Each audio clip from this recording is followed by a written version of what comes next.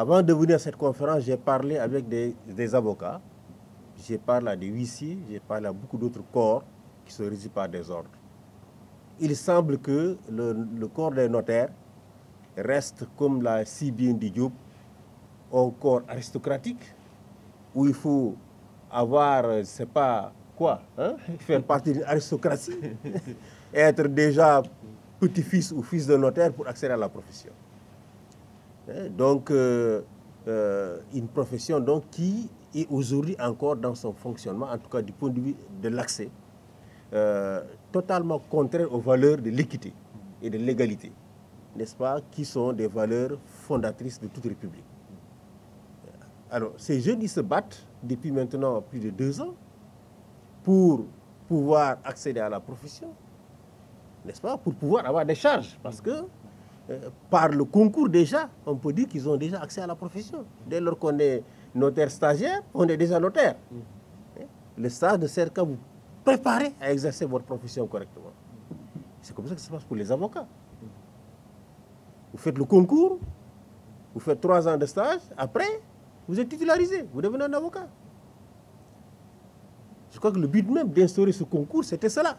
Faire en sorte que l'accès à la profession soit démocratisé, soit conforme aux valeurs d'équité et d'égalité de la République du Sénégal.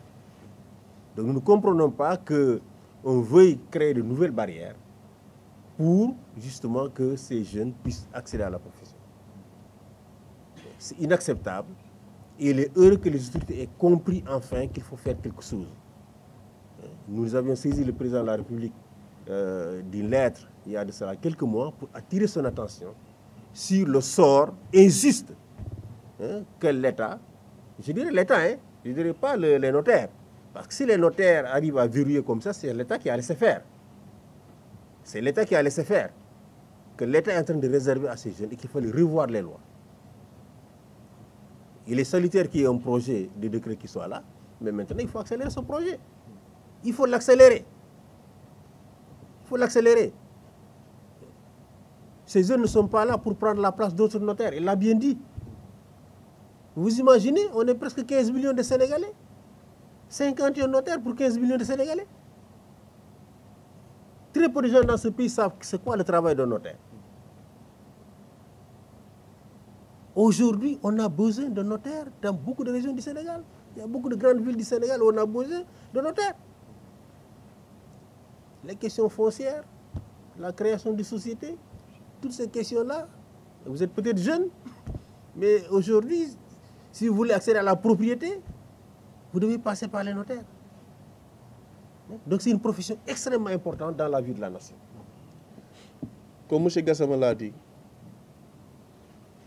on aurait pu dire que si le décret n'est pas signé, on va utiliser tel moyen de fait, de pression, qui sont bien à la mode ces temps-ci d'ailleurs, pour faire la pression sur M. le Président de la République, ou pour mettre la pression sur le Premier ministre, ou pour mettre la pression sur le ministre de la Justice. Mais comme vous l'avez déjà entendu, nous avons rejeté toute forme de pression sur l'autorité. Nous n'allons pas emprunter les mêmes méthodes que les gens qui, en toute irresponsabilité, se permettent de menacer le ministre de la Justice. Nous avons, je crois, tous autant que nous sommes, appris à la bonne école du droit, mais aussi des bonnes manières. Nous savons ce que c'est qu'une république. C'est vrai, la situation, comme M. Gassama l'a dit, il y a au-delà, et en vérité, il y a des drames humains qui se jouent.